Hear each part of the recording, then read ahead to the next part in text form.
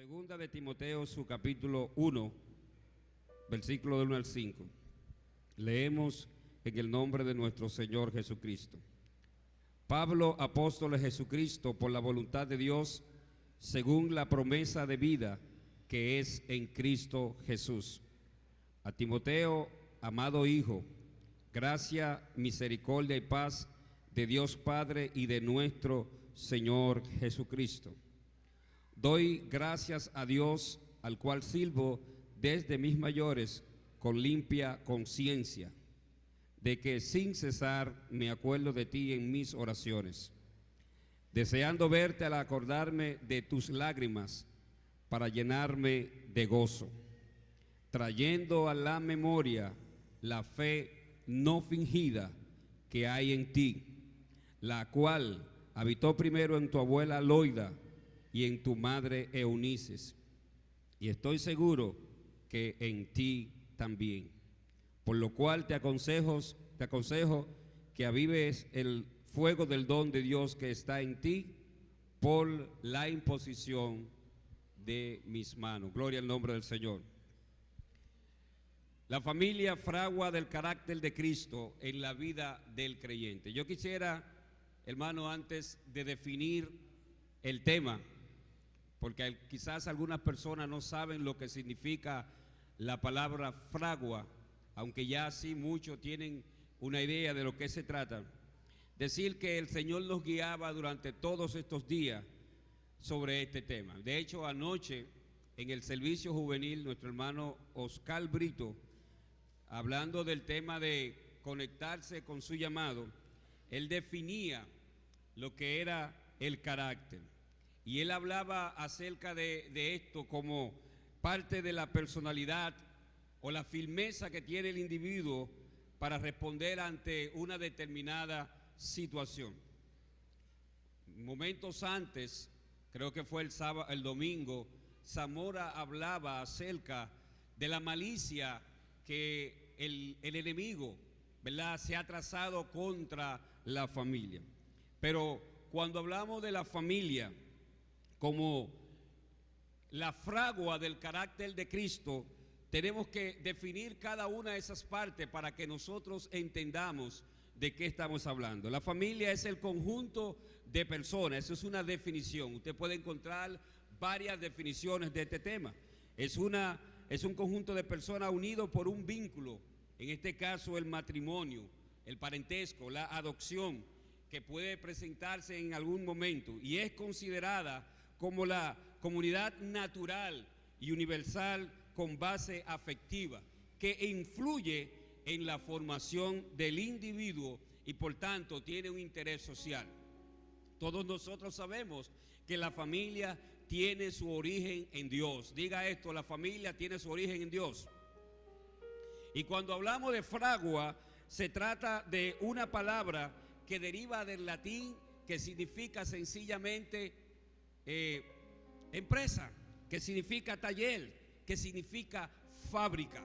Por tanto, cuando hablamos de la familia como la fragua, estamos hablando de ese lugar, de ese contexto en el cual nosotros como creyentes nos formamos. Cuando hablamos de la familia como la fragua del carácter de Cristo, estamos hablando de ese taller, estamos hablando de esa fábrica con base afectiva y cuya influencia alcanza la formación de cada uno de los individuos que pertenecen a él. Y sus hijos y mis hijos también cantan en la escuela el siguiente cántico: la familia es una institución donde el individuo que tiene formación. ¿Alguna vez alguno de ustedes ha cantado esta canción? ¿Cuántos han cantado la familia es una institución? Eso dicen los pequeños y suelen definir como la institución donde el individuo tiene formación. Pero hay una parte que está en la última parte de esa estrofa, valga la redundancia, y dice: y si no formamos un mejor hogar, ¿qué pasa? Marchar no puede bien nuestra sociedad. Es decir, desde pequeño a nuestros hijos se les enseña en las escuelas, o por lo menos tenían la intención de que ellos entendieran de la importancia de la familia, porque es el lugar en donde el individuo tiene formación. Y se sabe,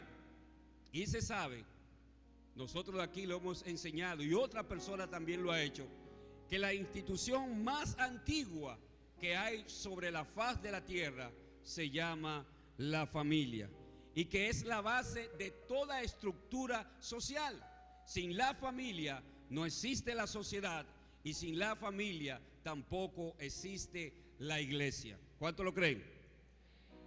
Y es por eso, hermano, que nosotros, con el propósito de aportar lo que las Sagradas Escrituras nos manda, desde la parte que en el Señor nos ha tocado influenciar, es decir, desde la parte que estamos coordinando con algunos otros hermanos, tenemos la responsabilidad como ministerio de familia de traer, ¿verdad?, a este lugar, a este taller tan importante para la vida de cada creyente, de manera particular y de manera colectiva, todo lo que aporta salud hacia la familia. Mas, sin embargo, independientemente del trabajo que pudiera estar el ministerio de familia y otras partes integrales de la iglesia, nosotros sabemos, sin temor a equivocarnos, que el enemigo de la justicia se ha tratado de burlar, se ha tratado de dañar y ha tratado de dañar el concepto de familia. Y es por eso que usted ve hoy que ya el término familia se ha ampliado. Y leí en algún momento que si tú quieres dañar algo, amplíalo. Si tú quieres dañar algo, amplíalo. Y por tanto, usted ve que hablan en otros términos con el deseo de quizás no ofender a grupos minoritarios que quieren incluir cosas distintas a lo que nosotros sabemos por las Sagradas Escrituras y por la naturaleza misma del ser humano, que no puede coincidir que la familia no esté constituida, sino sea por papá, por mamá y por los hijos. Ya se está incluyendo, ¿verdad?, con la intención de no ofender a otros elementos en la familia. Pero esto no es más que una malicia de Satanás que se ha levantado con la intención de extinguir, ¿verdad?, este precioso recurso, este valioso recurso que las Sagradas Escrituras nos enseñan que Dios nos dio cuando formó al primer hombre y a la primera mujer. Por tanto, queremos decir, amados hermanos, que nosotros como iglesia, que nosotros como familia, estamos enfrentando un desafío diabólico que se levanta en contra de la familia y que se levanta, por tanto, en contra de la iglesia y que se levanta, por tanto, en contra del plan de Dios. Pero tú como iglesia, tú como creyente, tú como padre, tienes la responsabilidad de entender que tu familia, que tu hogar, que tu casa es la fragua para formar el carácter de Cristo en la vida de cada uno de los miembros de tu casa. Por tanto, tenemos que levantarnos como iglesia y entender que no podemos estar de forma pasiva, ¿verdad?, ante todas las amenazas que vemos en nuestra sociedad, ante todas las cosas que están aconteciendo que atentan contra nuestra familia. Hay en nuestra sociedad y en nuestra familia feminicidio, hay delincuencia juvenil, hay desobediencia hacia los padres, hay desobediencia hacia las autoridades, hay todo tipo de violación, y nosotros vamos a demostrar con las Sagradas Escrituras que todos estos males no son más que desobediencia a lo que establece el Señor sobre esta gran institución que tiene la iglesia, que tiene la sociedad y se llama la familia. Por tanto, todos estos fenómenos que están siendo ya como cotidiano ante nosotros, tenemos que ver, y nosotros sabemos cuál es su origen. Miren, yo vine a conocer, a ver así, no porque la consumiera, no porque yo la topara. Yo vine a saber lo que era droga o marihuana un día que, estando en Juan Dolio, vi a un turista con uno en la playa, hermano. Y yo quiero que usted ponga atención a lo que estoy diciendo, porque no quiero que me saquen de contexto. Yo me crié, y todo el que me conoce desde chiquito sabe que nosotros nos criamos en un lugar totalmente difícil, en donde darle un botellazo a un hombre o a una mujer no era nada nuevo. Gente borracho por la mañana y por el día. Pero yo nunca vi en mi infancia, o por lo menos no recuerdo, y todo el que sabe de psicología y el que sabe de enseñanza saben que hay cosas que son impactantes y que cuando tú la ves tú te acuerdas de eso de una vez. No importa qué cosa y en qué tiempo haya transcurrido. Y un ejemplo de eso es que usted se acuerda ahora mismo dónde usted estaba cuando el atentado del 11 de septiembre del 2001. Así es, hermano, usted sabe dónde usted estaba. Yo no recuerdo en mi infancia nunca haber visto a una persona consumiendo droga ahí en vivo. Todo lo que yo veía era en drama y por la televisión. En drama que se hacían aquí, pastor, con muchachos haciendo simulacros, Siriaco, Carlos Díaz, Emmanuel, Michelle, Raquel, todos esos muchachos hacían sus dramas aquí. ¿Cuántos se acuerdan? Pero yo nunca la vi en vivo. ¿Sabe qué, hermano? Por mi casa van personas a consumir droga. Muchachos, ni uno ni dos. Y de seguro que usted también ha visto este gran mal que está golpeando nuestra sociedad. Probablemente usted tiene un primo, un hermano, un familiar, un tío, no sé, un vecino que está siendo lacerado por este mal.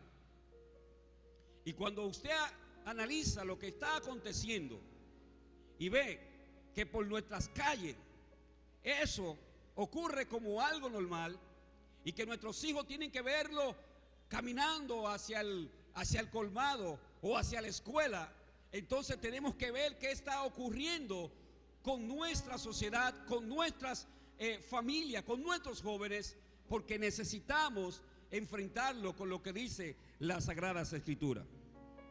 Y cuando analizamos y leemos, ustedes saben dónde radica la mayor cantidad de excusas o la mayor cantidad de razones que se dan para este mal.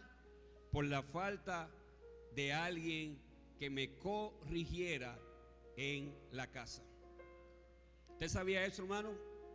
Usted sabe que la mayor parte de los muchachos que andan por ahí con los pantalones por aquí abajo, enseñando prácticamente el trasero, con peladas que dan pena y vergüenza, es porque no hubo un hombre o no hubo una mujer que se parara en su casa y le dijeran, aquí tú no puedes tener esta pelada, aquí tú no te puedes poner este pantalón, aquí tú no puedes vestir de esta manera, aquí tú no puedes hablar de esa forma, tú no puedes echar malas palabras en esta casa. ¿Usted sabe por qué, hermano? Porque el plan del enemigo se está cumpliendo. Él ha deshecho, él ha dañado y ha distorsionado lo que es el concepto de familia. Y en muchas de las casas, por filosofías diabólicas que van en desacuerdo con la palabra del Señor, nosotros incluso escuchamos decir que al hijo no se le puede dar una pela, que al muchacho no se le puede corregir con vara, que no se le puede hablar mal porque le va a maltratar. ¿Cuánto entiende lo que estamos hablando en esta tarde? Y yo he visto personas que se han jactado de decir, yo nunca le he puesto la mano. Pero el muchacho, cuando tú lo dejas solo, tumba la casa y la mitad de la otra casa si está al lado.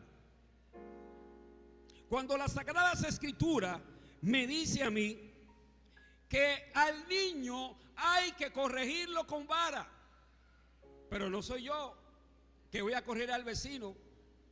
¿Quién es que tiene que corregir el hijo del vecino? El vecino. A ese tengo yo que darle su fuetazo, a aquel tengo yo que darle su chuchazo, a esa tengo que yo darle lo suyo, porque yo soy el responsable de formar el carácter de Cristo en la vida de ellos. Y miren, hermanos, no quiero ampliar mucho porque sé que el tiempo ha avanzado, pero quiero que vayamos a la historia. El pasaje que leímos, Pablo hablándole a Timoteo, tiene su fondo bíblico. Esta es prácticamente una de las últimas cartas, si no la última carta que escribe el apóstol Pablo, y lo escribe desde la cárcel. Y estando en la cárcel, él le escribe a su hijo amado en la fe, Timoteo, sabiendo que probablemente eran sus últimos días sobre la tierra. Por tanto, Pablo quería delegar en su hijo amado Timoteo, su hijo en la fe, esa responsabilidad que él cargaba. Pablo, hermano, ustedes saben quién fue Pablo. Él mismo habla acerca de él y no es el tema, Pablo. Pero para que tengan una idea, los que no conocen la historia de Pablo, tienen que entender que prácticamente la mitad de la Biblia, en la otra parte, en el Nuevo Testamento, cerca de 13 o 14 cartas la escribió el apóstol Pablo. Y que varias de esas cartas las escribió estando en la cárcel. Y estando en la cárcel, Pablo le escribe a Timoteo animándole para que él siga su ministerio. Y el versículo 1 del capítulo 2 de este libro de Timoteo que tomamos como referencia, Pablo dice: Pablo, apóstol de Jesucristo. Abra su Biblia, hermano, ahí. Abra su Biblia en segunda de Timoteo.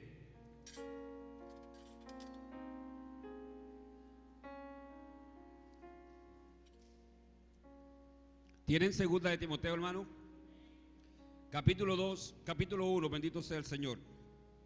Vamos a ir desglosando brevemente lo que Pablo está hablando. Pablo, apóstol de Jesucristo, por la voluntad de Dios, según la promesa de vida que es en Cristo Jesús.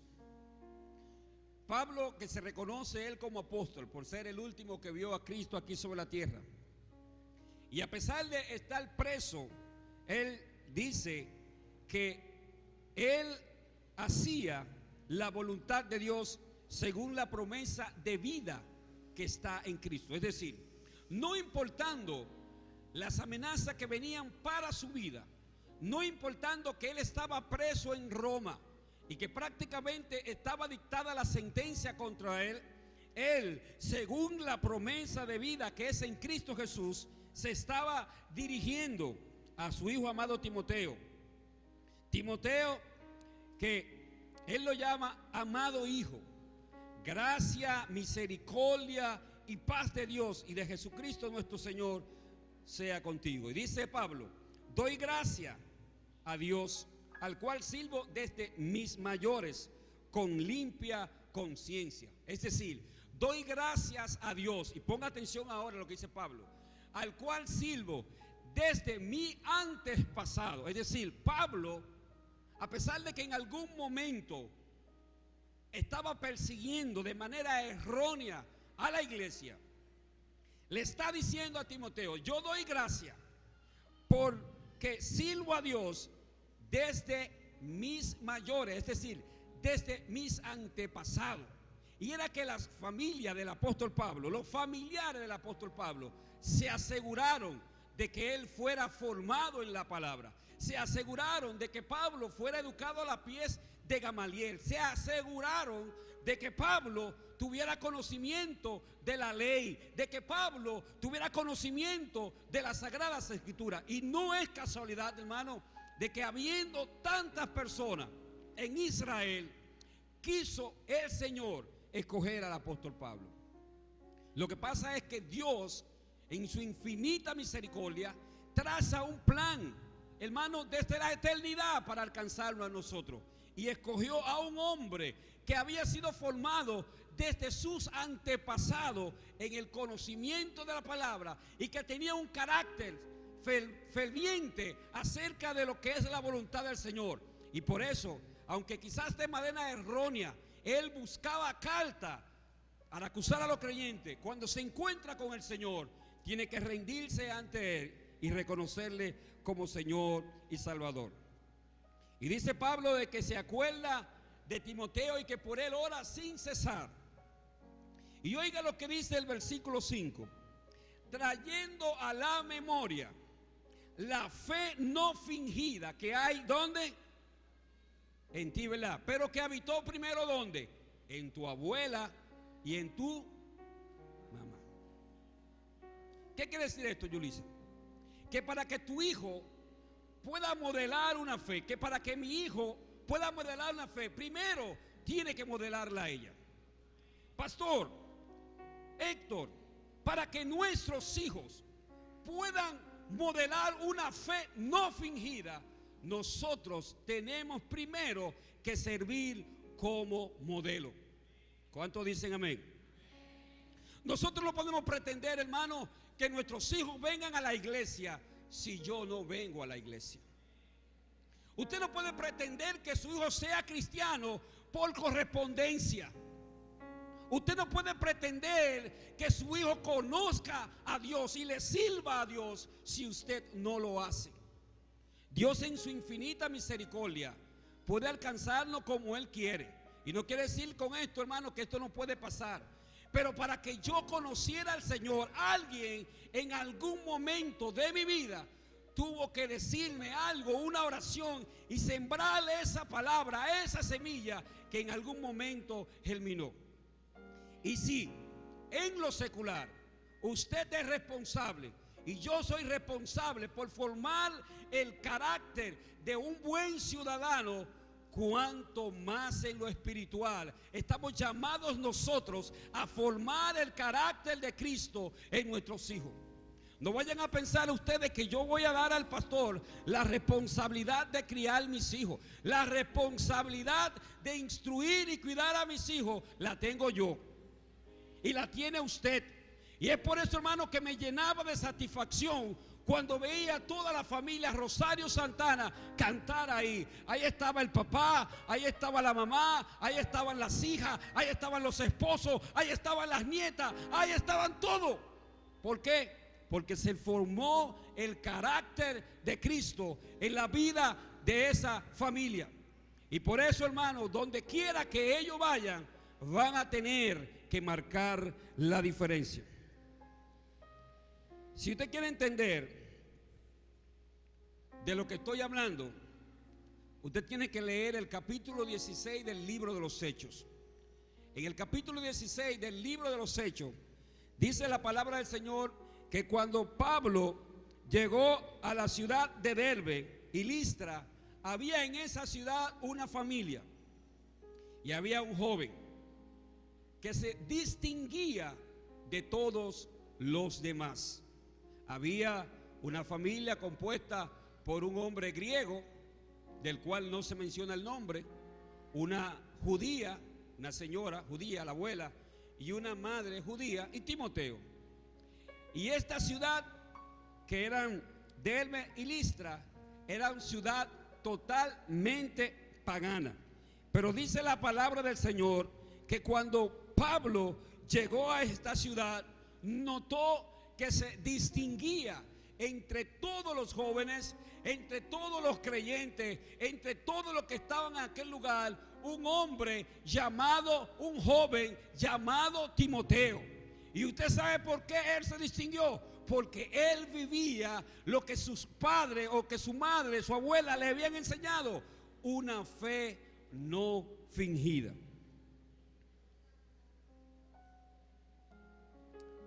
Si nosotros queremos que nuestros hijos sean verdaderos creyentes, tenemos que en el hogar, que es el taller, que es la casa, evidenciar una fe no fingida. Hace un tiempo estuve en la iglesia de María Isabel, allá donde se congrega María Isabel y José Miguel. Y yo recuerdo que me pasó algo. Ustedes saben que los muchachos crecen de un momento a otro. Y nosotros, cuando fuimos la primera vez, nos gusta mucho la forma en que ellos adoran allá. Hermano, ellos comienzan el devocional y nadie se sienta hasta que el coro de adoración se sienta. Yo no sé si alguno de ustedes ha ido allá, pero nosotros fuimos allá y nos gozamos. Tocan muy bien, casi igual que los muchachos de aquí, ¿verdad? Los sábados. Ellos tocan muy bien, hacen un culto bien hermoso. Sin embargo, como fuimos con las expectativas de ver allá, uno de mis hijos, que ya tenía la edad, pero estaba chiquito, me le dijeron: varón, él tiene que irse para el culto de los niños. Y el muchacho: papi, pero ya yo tengo la edad. Y yo: papi, lo que pasa es que tú te ves chiquito. Usted sabe que los muchachos en un momento y crecen así, ¿verdad, hermano? Miren Ariel, yo me acuerdo, ya vino con barba. Vino con barba Ariel, un muchacho que yo me acuerdo, ¿verdad, varón? Tenemos que hablar. Oye, y el muchacho se sintió mal. Y yo fui a hablar con el varón: varón, mire, déjeme. No, varón, discúlpeme, pero esa es nuestra norma. Me llamó, hermano, a decir: esta es nuestra costumbre, esta es nuestra regla. Y yo reflexioné. El niño, hermano, quería llorar. El que llora de casi de nada, quería llorar. No quería ir porque ya tenía la edad, se sentía grandecito. Pero ¿qué pasaba? Esa era su norma, esa era su regla, esa era su costumbre, esa eran su reglamento. Usted sabe lo que yo tuve que hacer: convencerlo a él como lo convencemos nosotros. Papi, vete, te voy a dar 50 pesos. Y se fue. Pero nos sometimos a la norma. Y usted sabe, hermano, por qué yo le digo esto. Porque sea aquí o sea allá afuera, tarde o temprano usted va a vivir según lo que usted cree, según su norma. Usted aquí puede aparentar lo que usted quiera, y aquí somos los mejores creyentes, pero cuando duramos 3 días juntos, sabemos quién es quién. ¿Es así o no es así? El hermano Héctor dijo una vez: aquí no conocemos todo. Y es así. Aquí no conocemos todo. Y el diablo, hermano, como dije anteriormente, ha tratado de que nosotros no sigamos las normas. Oiga lo que dice la Sagrada Escritura, Proverbios 29:17. Para que usted tenga claro que su casa es la fábrica, es el taller, es la fragua, es el lugar donde usted va a formar a sus hijos. Proverbios 29:17 dice: corrige, y te dará descanso y dará alegría a tu alma. Y dice el 22:15: la necedad está ligado al corazón del niño, la vara de la disciplina la alejará de él. Proverbios 13:24 dice: el que detiene al castigo aborrece a su hijo, pero el que lo ama desde temprano lo corrige. Y Proverbios 3:12 dice: porque el Señor ama a quien reprende, como un padre al quien ama a su hijo y se deleita en él. Es en el hogar, hermanos, donde nosotros como creyentes, o donde nuestros hijos aprenden desde temprano qué es ser cristiano. Es en el hogar, no aquí, donde nosotros tenemos que enseñar a nuestros hijos cómo conducirse en todas las esferas de la vida. Es en el hogar donde nosotros tenemos que enseñar a nuestros hijos de que deben amar a Dios sobre todas las cosas. Es en el hogar donde nosotros tenemos que instruirle en las Sagradas Escrituras, porque en ella dice que es inspirada por Dios y es útil para enseñar, para redarguir, para corregir, a fin de que el hombre de Dios sea perfecto y preparado para toda buena obra. Es en el hogar donde nosotros aprendemos, aleluya, a agradecer a Dios por todas las cosas que Él nos ha dado.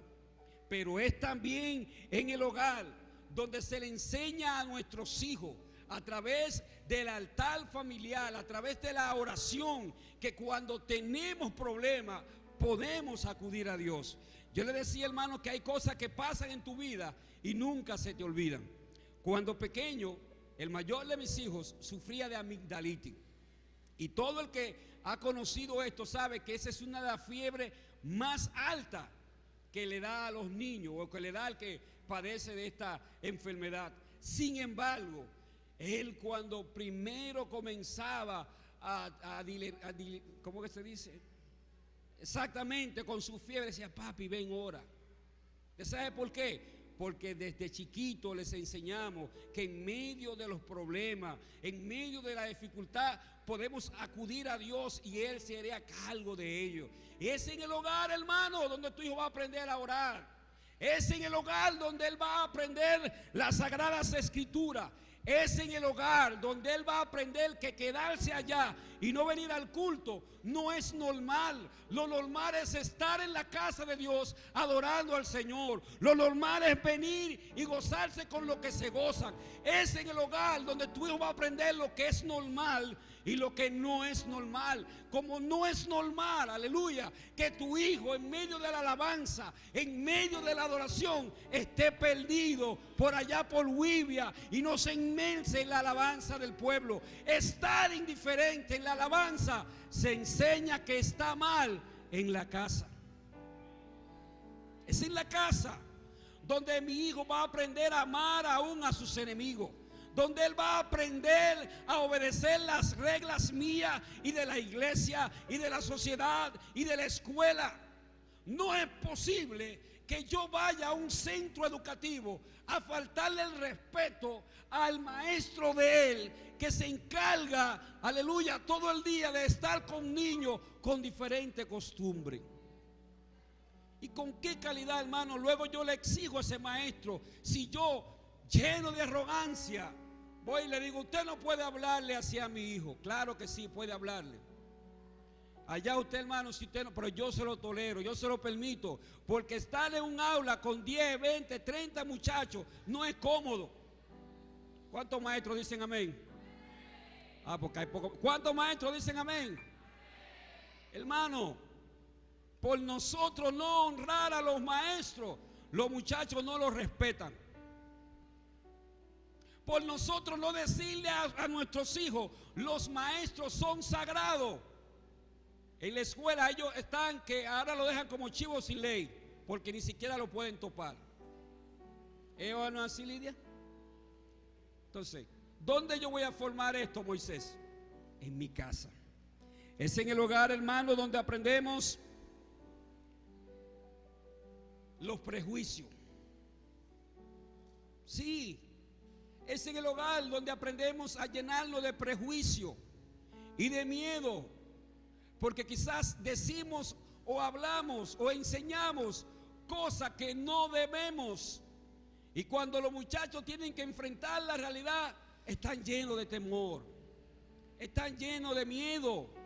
Pero en el hogar, hermano, yo tengo que dar a conocer la palabra de Dios por encima de todas las imperfecciones humanas, y decirle a mis hijos, como usted tiene la responsabilidad de decirlo a los suyos, que su casa es la fragua del carácter de Cristo.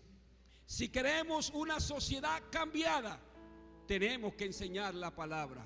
Si tenemos una sociedad diferente, tenemos que hablar de Cristo. Tenemos que traer nuestros hijos a la iglesia, no solo el martes, no solo el jueves, no solo el domingo. Tenemos que traerlos los sábados también, porque aquí en la iglesia, hermano, nunca le va a pasar nada malo.